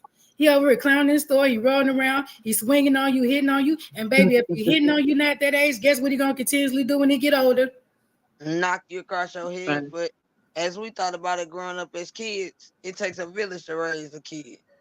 Shoot, So, these days, these new generation parents be ready to take the village out for the little run them. Then they want to be crying and stuff because now they got to put little run them on t-shirts and stuff. And now they want to stand out here and ask people about chicken dinners, all type of stuff, and releasing balloons and all this stuff. Well, hey, check it. Kids gonna do the kids. I understand all that. Yeah, this is new era times, but that didn't mean that you're supposed to change your teachings that you got in your kids. God word don't change. It don't change for nobody. It's been in black and white for decades and millions of years, and it's been on the #1 seller list since I've been instilled in this world. Times change, years change, people change, but the word of God did not change. So why did you change your teachings? Did you see how your thought process of changing what you were taught, how it affected your kids? You miss Ron now, don't you? You let Ron 2 and 3. You thought everything little Ron did was cute. You thought Ron do what he want to do. You can't control little Ron. The teacher was calling you, telling they got issues. You want to go up here and clown with the teachers because she better not tell little Ron this, little Ron that, this person this. And now, mind you, this been going on since Ron been growing up. So he very well know how to play the game, especially when it comes to his mother who loves him so much. Little Ron couldn't do no wrong. Little Ron is 11, 12, maybe 13. Yeah, we're going to throw with 13 because my son got a friend at school 13 years old. So we're going to throw with 13. Little Ron running with 5 of his friends. Ages 11, 12, 13, 14. We're going to make him be 15. Ron running his fam. His mama ain't got no curfew for Ron because he can really do what he want to do. He's with his friends anyway. There's no rules. Ron doesn't follow them because his mother loves him so much. Right. Where's Ron? Why is Ron them outside at 1 and 1:30 in the morning? Where's Ron and them at? It's 1:30 in the morning. That village is gone. There go that phone call that we don't want to get. Either Ron them that went and stole some cars and shit, they done broken somebody's shit, or either Ron ain't finna make you home tonight. You stop loving Ron for real because the love was idealistic on how you thought Ron should have been raised in doubt because you love him so much. If you love, you gotta discipline, y'all. Teach your kids. They stop putting the fur in the kids. You got most people scared of doggone kids than the kids scared of the doggone parents. And I done seen it. Diva seen it. I was just as surprised as y'all. That's how I was looking. I couldn't believe it. Ask my son, that 13-year-old little boy. Difference between discipline. He didn't make it home, Kai. And beating. He didn't make it home. 13 years old. If you love your child, where is he at? At 1:30 in the morning. On the news ain't where it's supposed to be at. He's supposed to be at home in his bed, tucked away. That's why they played those commercials 10 o'clock. Do you know where your kids at? You know something going on after 10 o'clock outside, especially we in St. Louis. This is the #1 capital murder in the city. We are #1. No lie. We are most definitely, and I give St. Louis, we are most definitely the show me state because we're going to show you. Either we're going to show you how we're going to show out or we're going to show you how we're going to make a damn fool of ourselves. But either way it go, we most definitely gonna show out. Well, after 10, 11 o'clock, Kirk, you know, Zach, you don't want your kids out at 11, 12 o'clock. What you say, Zach? I said we #2 now because Chicago got that spot. I just said the other day they said we was back, probably running neck and neck. What? And not only the murder rate, let's not add in the STDs that we have not taught our kids about love. They out here loving Greg, Tyrone, Derek, Erica, Fisher, Ron, Zima, Keisha, all of them. And do you see with our young kids? Because we love them so much that we stopped teaching our kids. Now your kids out here doing any and everything because the world had told your kids that it was all right. So now your kids ain't listening to you. Your kids is listening to the world. So then your kids then became a product of this environment, unfortunately, that we're in. You be praying to God that what your kid don't become a statistic. So like I said, it's love. It has to start in the beginning, and it has to start at home. If you love something, you treat it like you love it. You discipline like you love it. So they need to go in the ways that which is supposed to grow. I don't care what nobody say. When you instill in your kids, when you first get them all the way to a certain age, we all know our kids gonna go out and do some things they're not supposed to. But it's certain things that your child just is not going to do. I don't say you might not try, but some certain things your kid just ain't gonna do because you taught your kid. Hopefully. Now we got these kids that was taught and all that, and the parent did everything they were supposed to do, and your kids just got out here and they just want to do what they want to do. But I want to put that message out here because I'm tired of seeing our babies on t-shirts. I'm tired of seeing these families out here releasing balloons for our babies. I'm tired of watching our mothers crying because their babies ain't coming home. Because they not showing them what that love is. I'm putting it out here. I'm tired of our babies killing each other. I'm tired of these parents not paying attention to your kids. I'm tired of your parents not paying attention to what's going on in your kids. I'm tired of these parents not talking to your kids to see what's going on in your kids' lives. I'm tired of these parents not paying attention to why is my kid doing this and what do I need to change it. Half these parents can't pay attention to what's going on with their kids because they so caught up in their own bullshit, they cannot. And if it ain't, we got different parents on drugs. If it ain't, the man is coming before the kids. The woman is coming for the kids. If it ain't half the parents, they done disappeared. And our babies is left. Well, I know Zaya, ain't y'all doing a stop the violence or put the guns down, right? We've been doing that for years, but we keep on trying. We keep on trying. And it's so sad.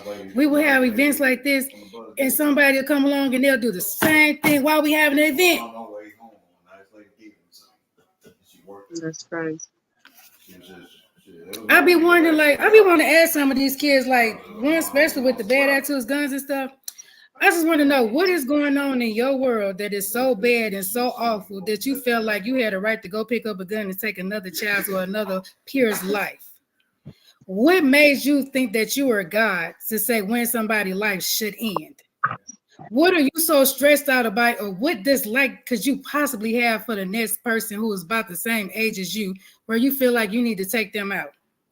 Again, because they weren't showing that love. They only going off what they see and what they hear.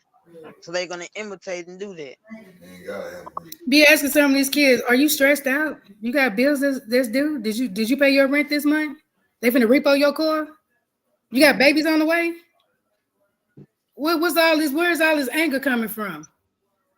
Well, when we go to these videos we got in these music videos and these artists and stuff, and what they putting out here, and it look like this is what our kids supposed to be doing. We got our sexy reds and stuff out here. You got our young girls out here. They have dressing, and it's a big thing here. As a mother, I can't watch my daughter walk out the house dressed certain ways because I love her. She tried it last night. I almost thought I was gonna go jail, y'all. I stopped right at the door. Where you going? I don't care how old you are. Where are you going? You don't just go out the house dressed like that. No, we're not doing that today. I'm finna wrap you in the sheet. We don't play that stuff. You finna get wrapped up in the world of God, girl, because I love you. I'm finna wrap this all around you. And let me put some Dutch up on here because you got hips and ass. I need to cover all that up. Matter of fact, you know what? Just tell me you can't even go. She is crazy. Nah, trying to go out of the house with some thin ass pajama pants on is crazy. And thought the diva was finna let you walk out my door like that. That was hilarious. And the way I was finna be, that was gonna be hysterical. Don't do that. You just told me today, you keep being on me. You keep having at me. I say yes because I love you.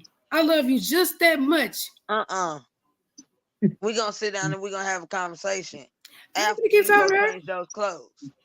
I don't have time to keep rapping. Some things I just don't negotiate, especially with me being the parent. You better go do what I asked you to do. Now walk out my house dressed like that again. I bet you she won't come up them steps like that again.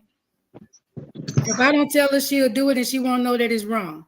Now I can't stop what she do outside my eyesight, but she won't be able to say that my mama didn't teach me. Like I told her, the way you walk outside is the way that you represent yourself. Whatever you put on yourself, it sticks. Be presentable, young lady like. Leave something to the imagination.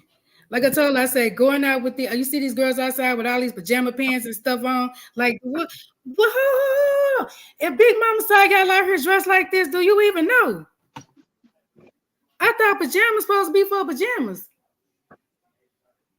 They had no pajamas on. They out here with pajamas on, half tops, house shoes, and the house shoes leaning. I said it, leaning. And the house shoes is dirty. Your feet is dirty. Don't you know if you walk around in house shoes with no socks on and dirt, your house shoes gonna be dirty and your feet gonna be dirty too. And if your feet is dirty, house shoes is dirty, that leads me to believe your feet is stinky. The Diva said it. Put some clothes on. Be presentable when you come out the house. Then you get mad with these men say certain things and stuff to you. Well, you put yourself out there. Yeah.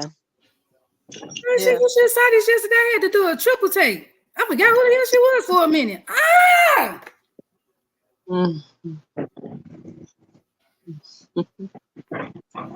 Now, see, if I didn't love her correctly, I had idealistic love, like some of these parents do because she's 18. They don't say nothing. She's just going outside. When we start wearing pajamas outside, you finna go to a slumber party? Nap time? You know what that made me think you finna go do?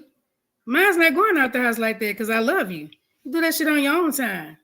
Not around me. I'm trying to raise mine. I got a son.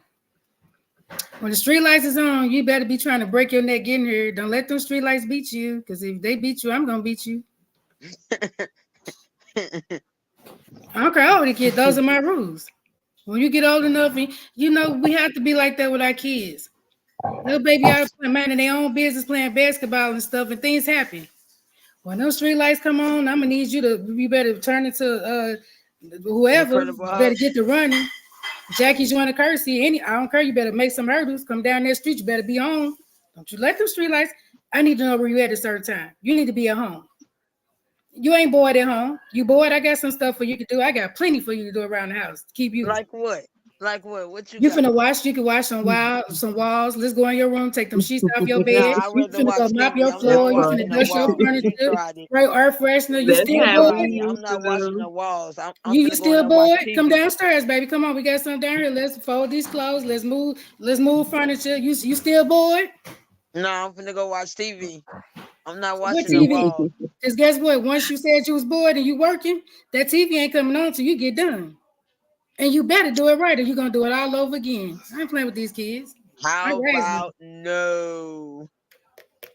Go back. They say I just try to discipline them, y'all. I won't lie. Put my daughter in timeout in the corner. I can't punish them like that. I can't do times out and stuff with them. Why? You supposed to be in the corner chilling out in trouble. I expect you be crying, dropping tears and stuff. Man, these motherfuckers in the corner talking to the wall and stuff, having a whole conversation. I had to start to see who the hell they was talking to. I thought they was getting responses and answers the way they was going on. You supposed to be in trouble. They enjoying themselves in the corner. Then he want to get out the corner. Darn, look at the comments. Hey, Mel. Hey, sister, we talking about the idealistic effects of love and how it affects the community and yourself mentally. Bless you. The love in the community that has diminished, which have left our young children in a kind of disarray out here, leading them to look for love in the wrong places, wrong people. It's young TZ, come on down. Hey, TZ, hop on. Thanks for sharing us up. I know you ain't gonna beat yourself. I know you ain't gonna beat yourself up for what they choose to do. I ain't gonna beat myself up either. I'm gonna beat her. She either one of them. Why would I beat myself? I ain't the one doing wrong. They choose to do what they were not taught to do. Come on down. Come on down to the Regina and the gifted Diva and King Size Road. No. I ain't gonna beat myself up either. I'm gonna beat the kids. I ain't the one being bad. They is. Should beat them, not me. I can do it.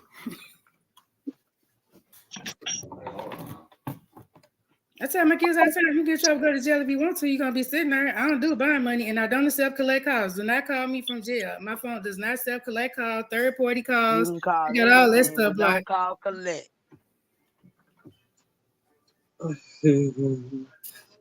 That part. You ain't gonna answer. Diva.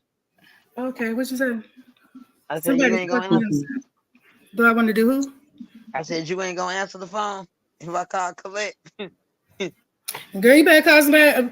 Boy, all type of names. No, no, no, and no. No, no. Ask my brother. No, I put $2 on his books. I put $2 on there one time. You know why? Because I love him. Not idealistic love. I love my brother. If you know me and my brother relationship, they would tell you I love my brother.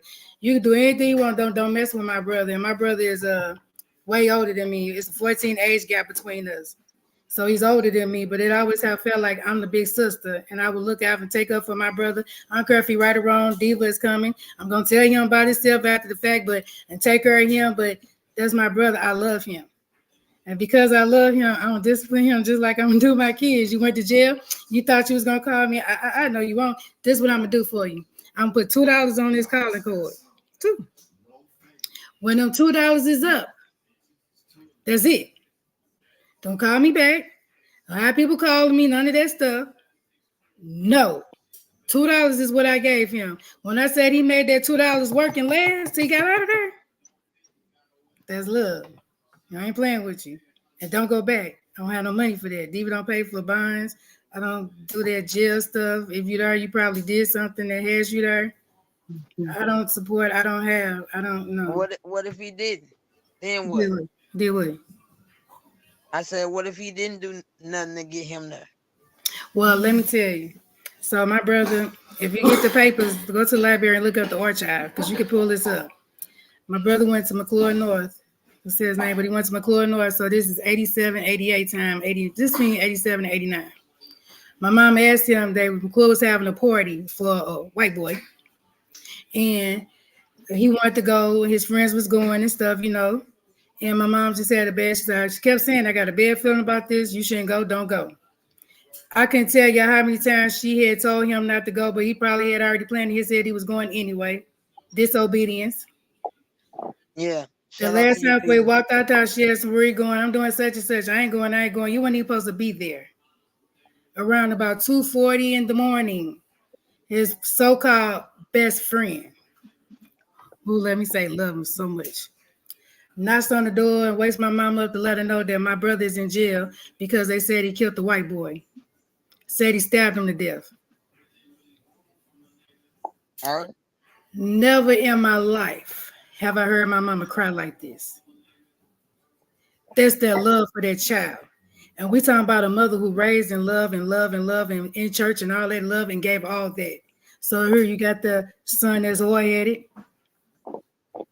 Went out there being disobedience. Love is love. Love says stay at home. Disobedience made you go. Disobedience put you in jail. Police stopped him. He was driving a getaway car, and they said he had the knife under the driver's seat. They put my brother in jail. This took about 6 months, y'all. It's no more than 6 months. 6 months.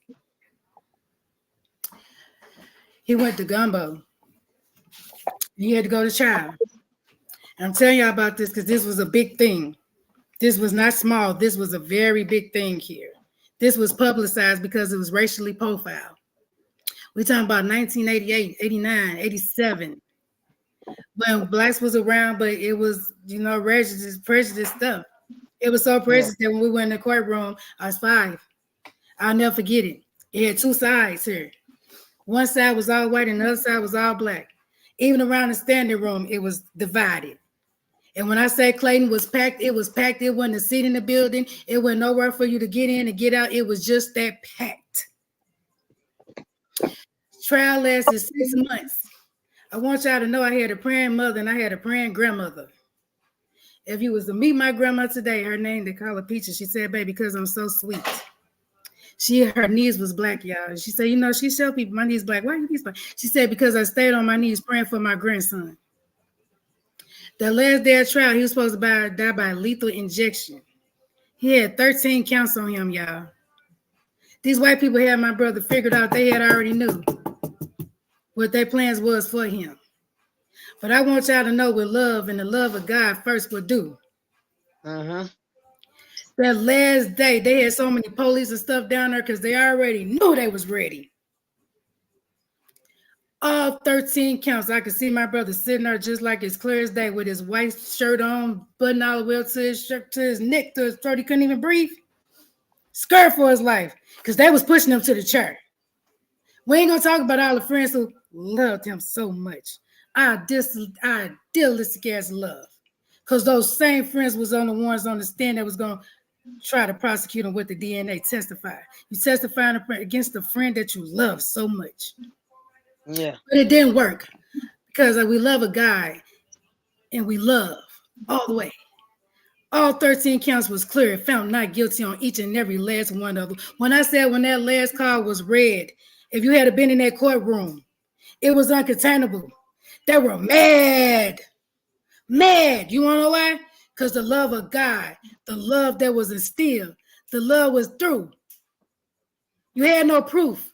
They couldn't say. They don't know. And he had to be freed and let go. That is love. That is all it. So I said, yeah, I tell you, I've been through some stuff. Diva been there, seen it, done it. I know what God can do. I know what God can do. And I know what the love of God can do in this day. Till this day, they tell my brother they found him, they're going to get him because one of them was a captain of a police force.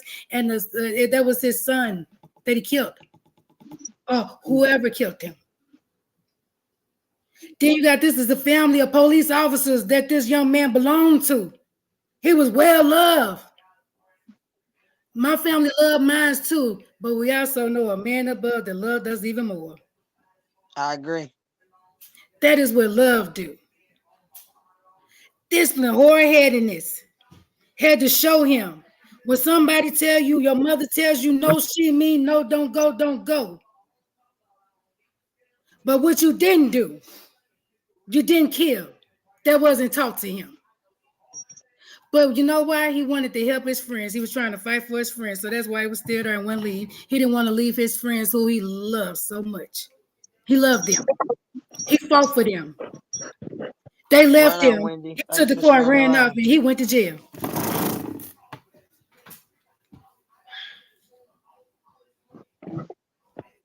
Young Teasy, word for the day is realness. No, he said what was his reading for today? He said, what's my reading for today? Realness. That's his reading for today. Realness. Whatever that means. First word that came up for him, realness. He said what you see in his past, that was his biggest thing that he overcame. What you see in my past, that was the biggest thing that I overcame. I don't know, shoot, what you do? What you overcome? Your past didn't change quite a lot because you was in a whole bunch of bull crap, if that's what you asking me. You asked me to look into all the trouble that you was in, all the mistakes that you was in, if you want to talk about that. That ain't really for that. But you didn't have the change in you, and you're really not the same as you used to be. You still got some flaws about yourself. We all do. We all still working on some things. You're trying to make things from the past right in your future, which is very good, a good thing to do because we all change, you know. So now with your present coming into form, it's a different person that you are now that you're building up. Past is past. Leave your past in the back. Don't ask nobody about your past. Don't ask nobody to read on your past. If God forgave it and forgot about it, so shall you, and I ain't finna talk about it. God said he sealed that up for you, like you asked him to. You asked him for a change in your life. You asked him for a different taste in your mouth, a different taste for things that you had going on, and different things that just was not for you. That is fine. I tell people all the time, it is a great thing to come out of bullshit, especially when you know you're in bullshit and dealing bullshit, because all you're going to get in return is bullshit. And it stinks. You saw that. A few things happened that gave you that shove and push, if that's what you're asking, to make you stop doing some shit because you don't want to go back there. So this is a new you, and you giving back help in the community. That's why I keep being on you so hard about helping all these young men that's around here, because they need a man like you. A lot of these young boys and kids don't have a father figure in their life. They're searching for something and someone to love them, to be shown the correct love. to be shown how to do things. You got young men that's coming along that can't read and write that good. That's why they out here in the street acting crazy. You got young men out here and stuff that's going through emotional problems that they can't talk about with their parents and stuff at home. They need men like you to sit down and hear them, to explain things to them, to tell them about some things and changes that's happening to them. Because men go through changes. Some of these young boys only have the mamas at home. Mama can't tell them about what their body doing and what's going on down there. I tell them, don't you talk to me about that shit. Let me go get somebody. Hold on. I'm a mother. I ain't finna be on her talking about my mama is daddy. You a doggone lie. I'm a woman and I'm a mother. I cannot be his father. I can instill in him the things that a man is supposed to teach my child, but I can't do that. So now you got the window to step in for some of these young unprivileged boys, these young men that's coming up to be men. You get a chance to groom them into somebody being responsible and respectable. Let them know that the things in the streets that they see on TV and that's what's going on is that's not the way they have to be. That's not the way they have to live their life. You're giving them something different to look out of and something forward to look up on. He said that's why I asked. I see the real in us and the flaws before I act on them. Yep.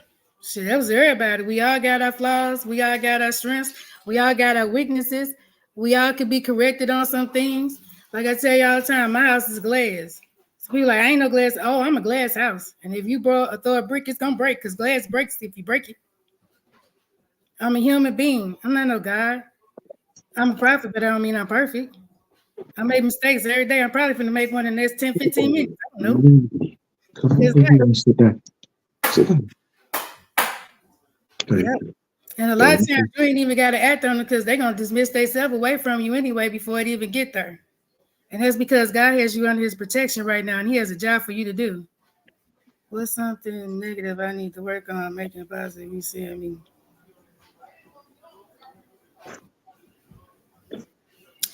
The secret shit that you think nobody know about.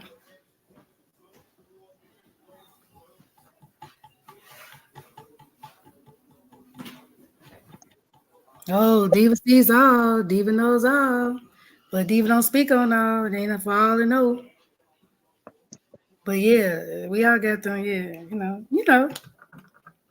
But you cool. That's something you'll take care of in your time. I swear, you know. What else you want to know? Hi, Wendy.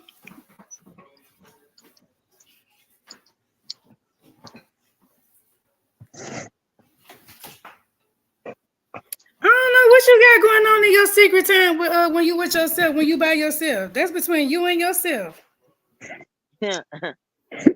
You and yourself and your telephone, since you keep trying to push at it, stop that. That's your business.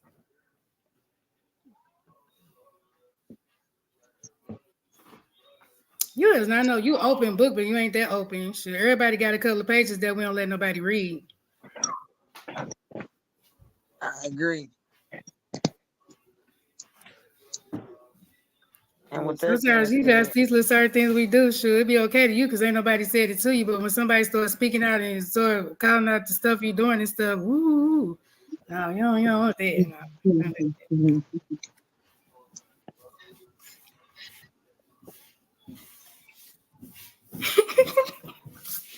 I hope so, because you ain't paid the bill, the phone ain't gonna work.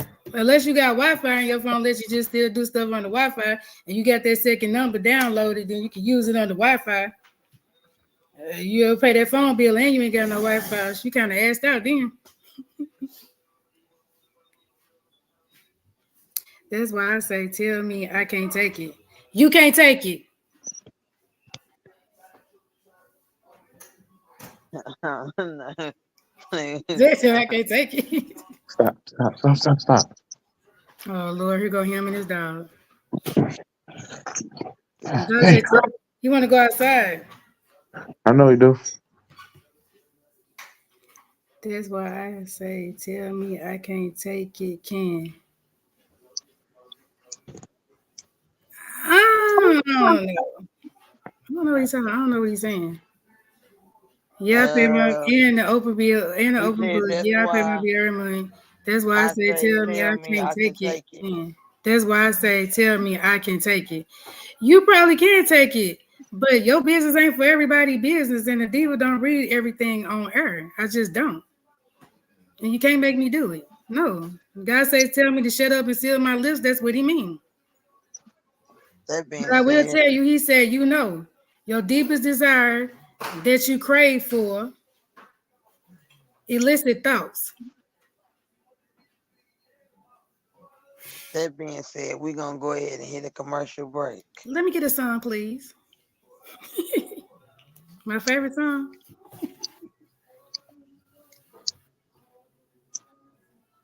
It's the beat.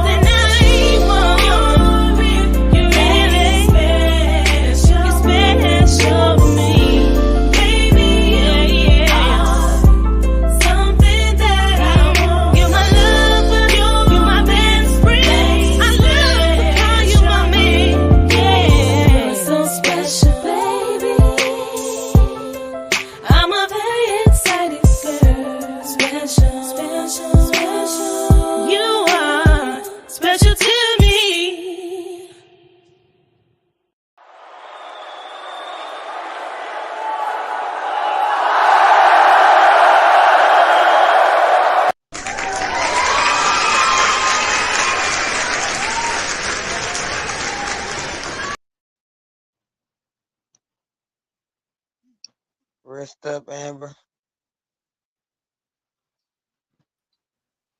P.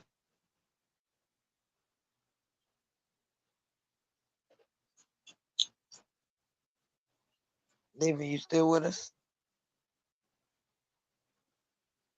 Who? What's going on?